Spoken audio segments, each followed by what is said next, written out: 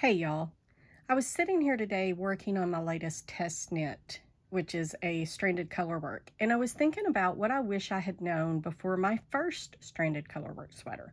So I thought I'd just take a second to share with y'all my two favorite tricks when I'm working stranded colorwork.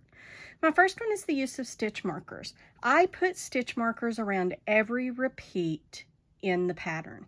You see here I've got a 20 stitch repeat, and I've got a stitch markers around that one, and then stitch markers around this one, and so on, all the way around the sweater.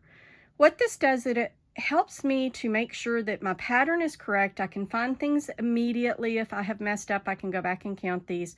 And if you're doing increases or decreases in your color work, you can quickly see where you might have missed an increase or a decrease by the count in between these, so that you don't have to tink all the way back or spend lots of time trying to figure out exactly where you went wrong.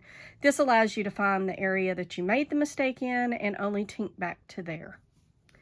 My second tip, and this is probably the best tip that I'm going to give you, and probably the one that I wish I'd learned really early, is never knit color work, especially stranded color work, with your stitches bunched on the right needle, because what you're doing there is you're shortening your floats, which is going to create more puckering, and it's also going to create a tighter fit in your yoke or wherever your color work is, because once that float is set, it's not going to stretch any further than what it is. So if you've got a short float, it's only going to stretch a short way.